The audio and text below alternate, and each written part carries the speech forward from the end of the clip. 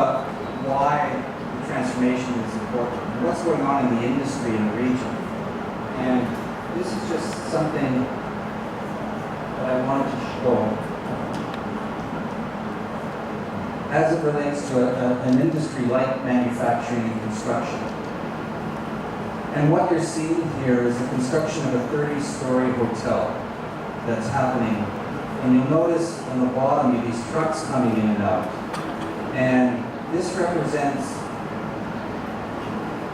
an industry that is transforming rapidly. And what's happening is they're building this 30-story hotel where they're prefabricating the walls, they're prefabricating the build of it, and this is basically an assembly plant. And they're just assembling it as they're going through with it. And this isn't a trivial building either. You can see the specifications it's building to in terms of its resistance to earthquakes and its sustainability of design and development and how pure this is. This is going on in China. This happened a few years ago. And when you look at the speed of which it's working and how it's working on this, what you see in the bottom left side there is the 360. And that represents the number of hours it took. So where's my math professors? How many days is that? 15? Thereabouts, a couple weeks. So that went up in about 2 weeks' time. Now the interesting part about that is this company can now export that, build it to specification to within 0.2 of a millimeter of tolerance. So the change now in what's happening in the world is changing dramatically. What effect does that have locally? Something else that's happening. The construction of these houses. This is a house that's been 3D printed using construction waste and cement. They can produce about 10 of these in a day, and they cost around $5,000. Innovation is happening all the time. What does that do for economies? Nike. If you go to the website, especially in the US, you can actually go to the website and you can design your own Nike shoe. And they will produce it and they will send it off and mail it to you. Within about 2 weeks, 3 to 5 days actually, you can get it now, of your own design Nike shoe. There are also 3D printing shoes. You put those things together. What's stopping me from going into a store in Munich, designing my own shoe, pushing a button and having it produced locally in store in 15 minutes?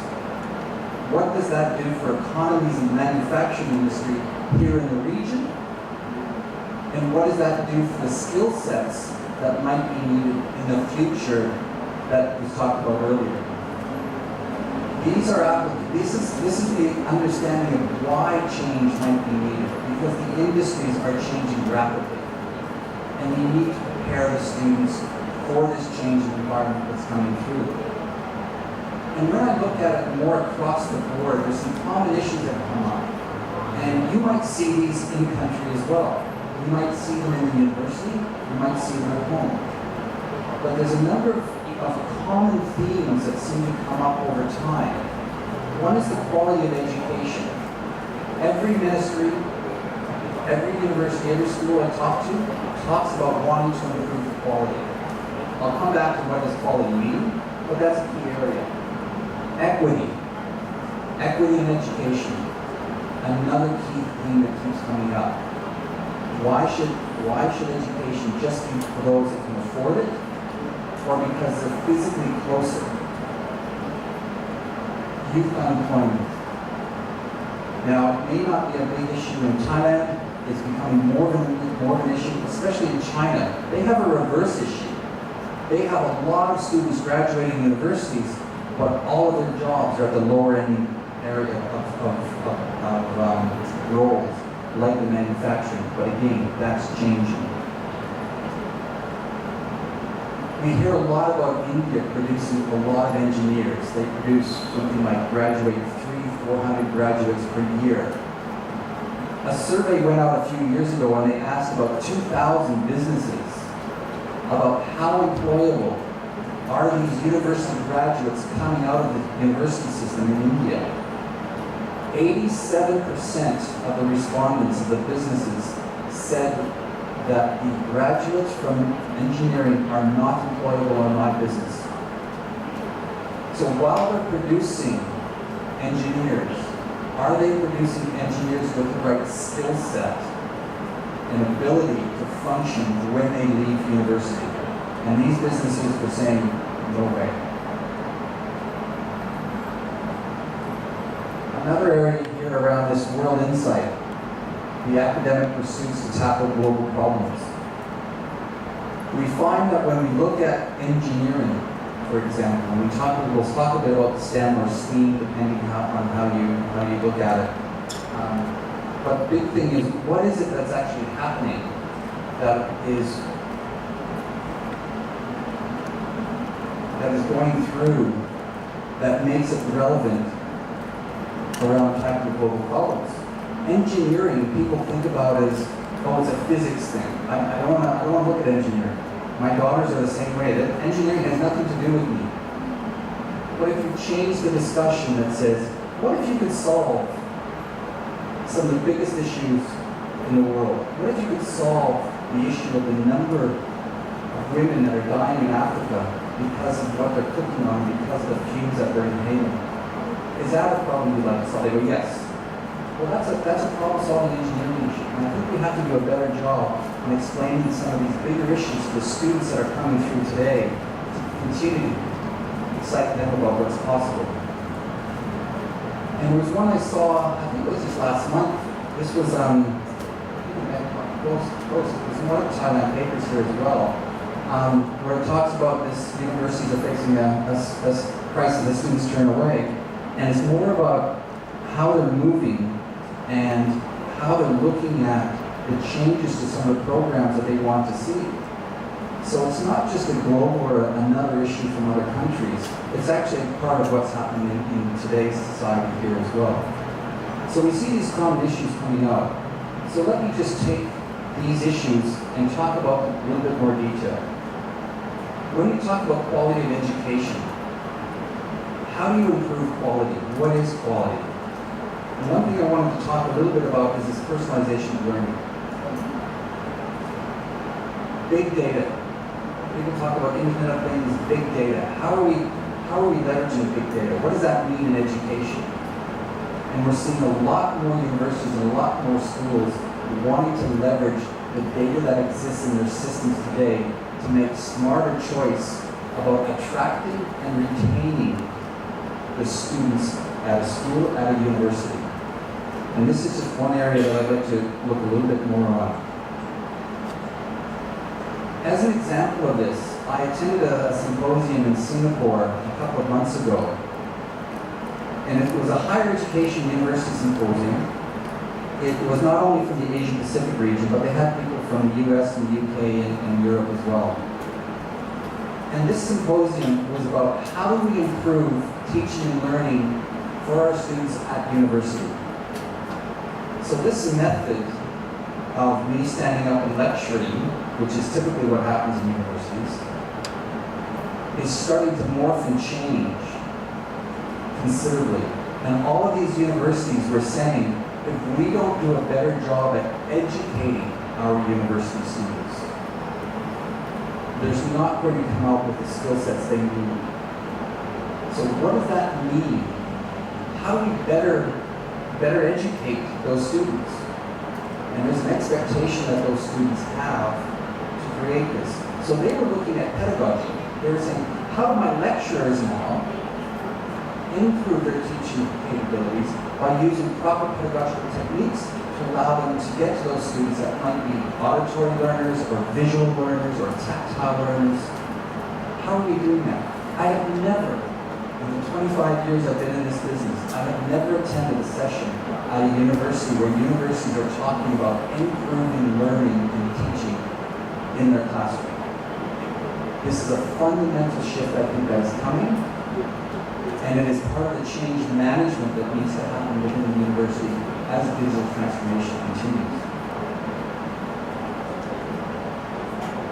The other thing about personalization of learning, I just wanted to give one example of. Students expect a lot now. They do. I know my kids do out of the education system, and maybe that's just me and what I expect. But personalization becomes a key topic on this. And this is an example I wanted to give. This has nothing to do with education, but it's something that's quite important. When you look at personalization, why? Why are we trying to personalize learning? There's an expectation that students just walking in, sitting down, taking notes, walking out, that they all learn that way. They don't. This is about creating this environment where we're taking down the walls of learning that was mentioned before for Dr. Jumper.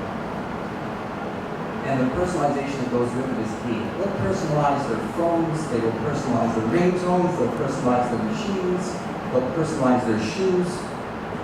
This is an example of a personalization that anybody can do, and I know it's becoming a part of a big company right now, is what you're seeing on the screen are earbuds for a device of some kind for listening. And all you do is you take a photo of your ear, and you can send it into this company in New York, and they will 3D print this earbud for you that customizes and personalizes it so it fits into your ear. It costs about $200 and it takes about 2 hours. You can walk into the store in New York if you get a chance to go out. But this is an idea of personalization that just down to a simple thing of how does this sit in my ear? Where does it end? And how do we take advantage of that, and how are we enabling that ourselves? So you heard Dr. Chung talk about the 4 areas that he was talking about, the ROLL, the role part. And it was interesting as I was listening to him talk, that we didn't collaborate before, but he was kind of talking about a lot of this actually, as we were looking at it. Because this is our directional aspect when we look at, well, now that we know all of this is going on, how do we enable change? What do we have to do to enable that change? And these are the 5 key scenarios that we look at. And this anywhere, anytime learning you're talking about as well is core to that. Improving outcomes with insights is something I just wanted to talk about very briefly. Improving outcomes with insights. This is really about enabling student success. It's about enabling that personalization. Now, how do you enable that personalization? Let me just see if I can give you an example here. What's that?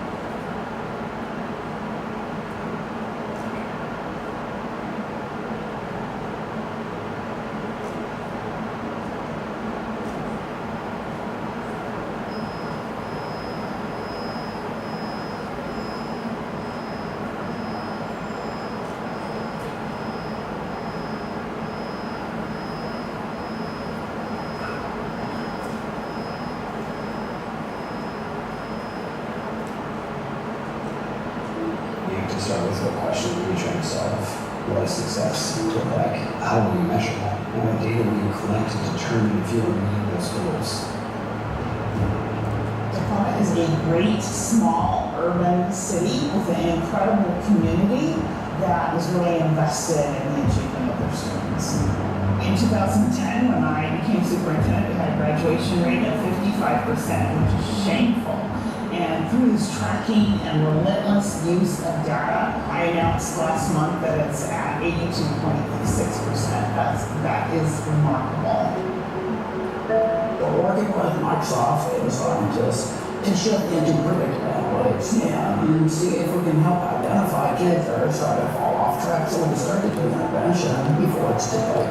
Through Azure, all our staff and students are on Office 365, so we have access to our AI for the enterprise. And through this predictive analytics, that's going to be a tool set that will get down to the classroom. The easiest first step is sometimes the hardest, which is what does success mean. We really worked hard with our community, our educators, to clearly define what success was. It's built a level of trust within our community that we were going to be vulnerable enough to say, here's where we're being successful, and here's where we're not. No one person is responsible, and we all have to row the boat in the same direction. We have to have the same goals, and we have to set the same high standards. And so that's what our data piece is all about. So you take those 30,000 students and you divide it into all the employees that we have, and the community, and the partners, and the staff, and the parents, then it's a doable task.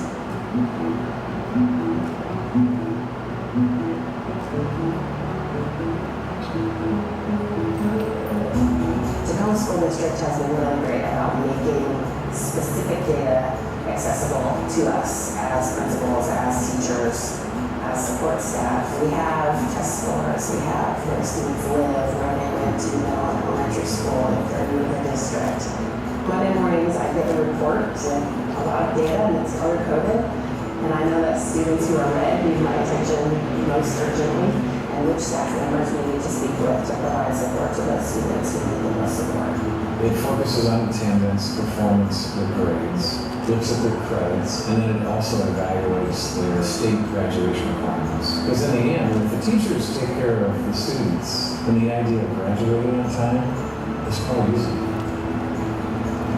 I was getting in trouble, I skipped school a lot, I allowed myself to have a warped perception. I was really lost, and I hated myself, honestly.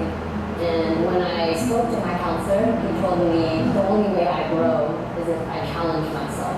I really realized how important the classroom was. And then at that point, I really started thinking about my future and who I want to be and who I want to see myself as. We've grown into a system that has very consistent terms about how we look at our data, and that's been powerful. And my guess is we will keep right on going to a higher level of sophistication. And what's important is that we all have access to a tool that's going to show us how to make it work. That's the power.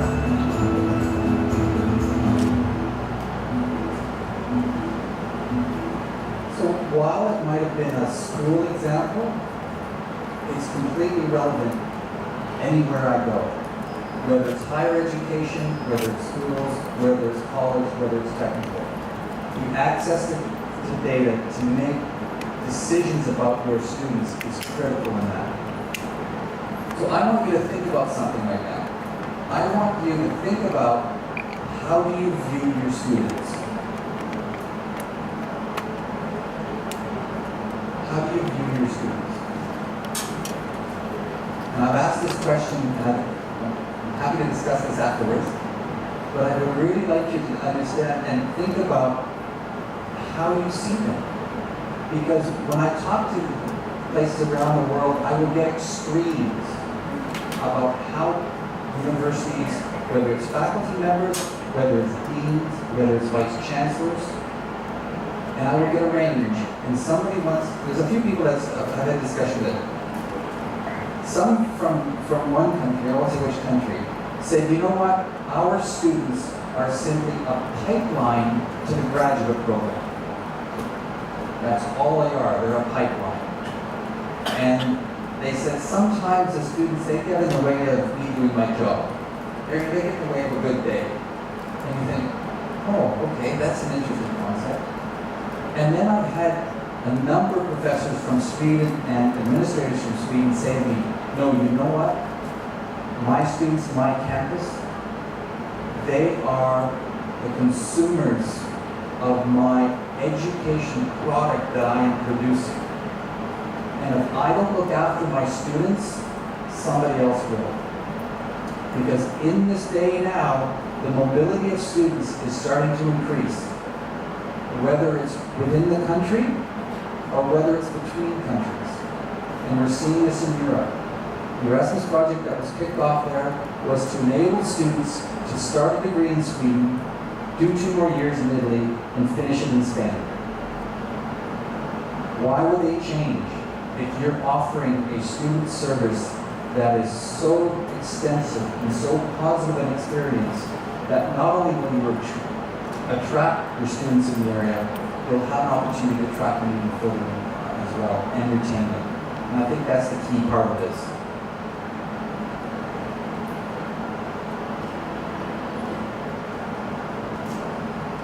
The other thing that we talk a little bit about in here is managing the student life cycle. And this is what I was just alluding to here, around how are you managing that student life cycle? How are you taking, when you have a student, and again, this is about how you're viewing the student. How much do I care? When they email me, when they phone me, when I go out and talk to schools about coming to the university, how do I manage that student so that I know who they are, I know what they want to do, and I can give them the right information at the right time to attract them to the university? Again, how are you viewing them? And if you're in a business, and universities are big business, then you may want some sort of system that attracts and retains and makes sure they follow through this pipeline of opportunity.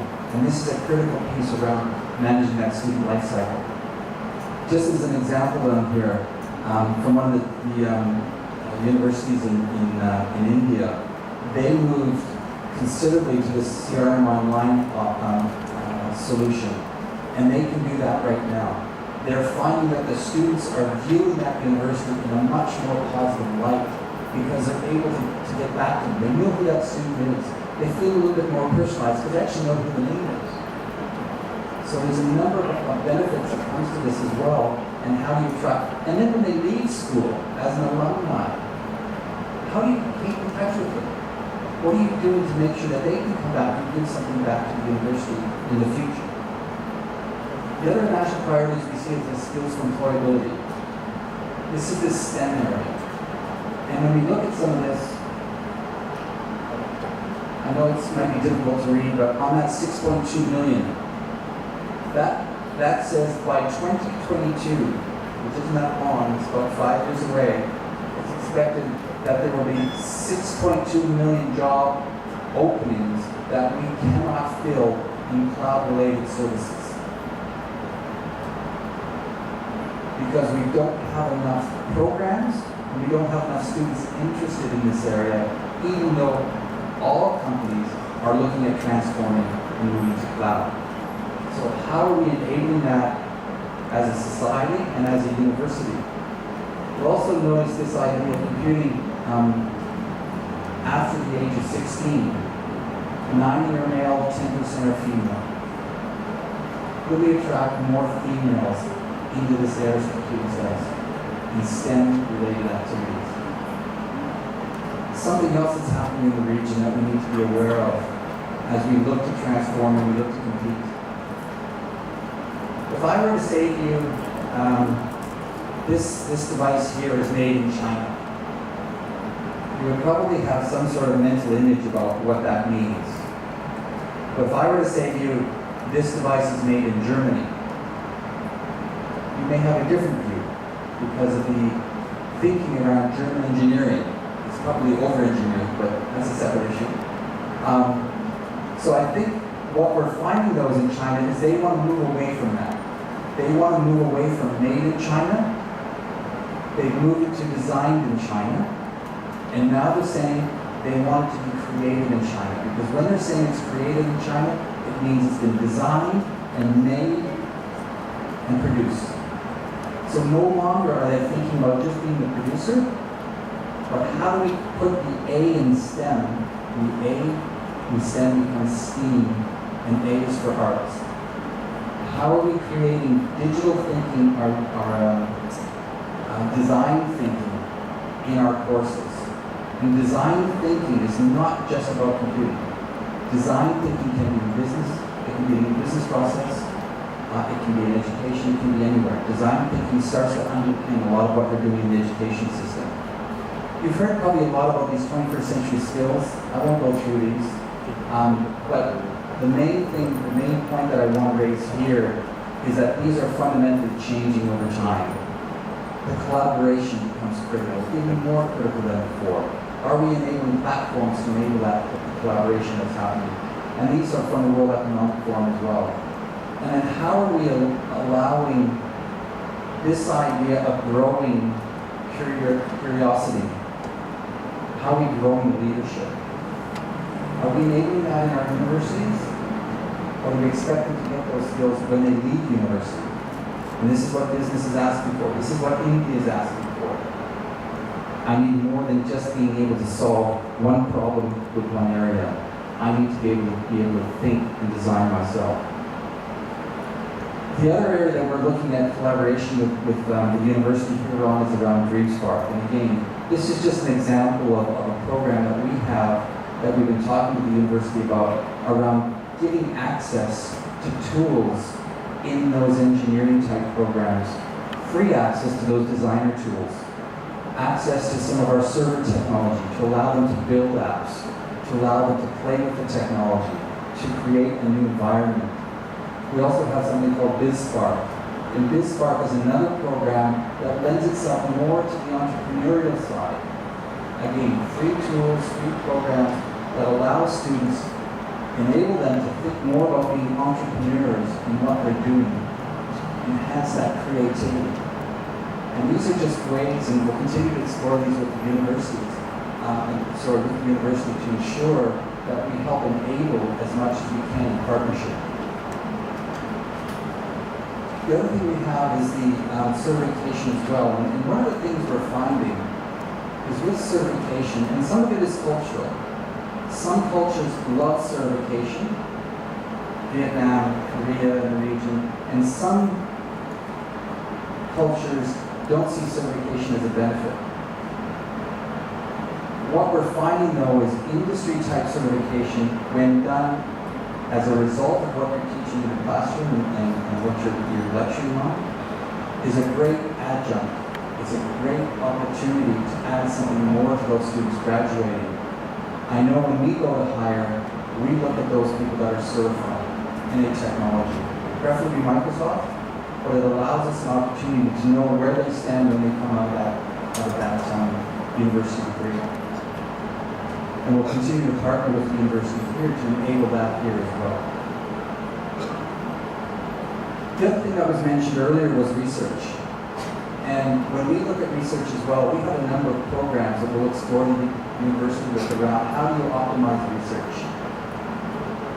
Typically, granting and funds comes to the university through research grants, and that's why there's this publish or perish. If I don't publish, if I don't do research, the university doesn't get the funding, and we have an issue. Depends on how much research is done, but how do we help enable research? How can we help enable the research to come to market or fruition faster?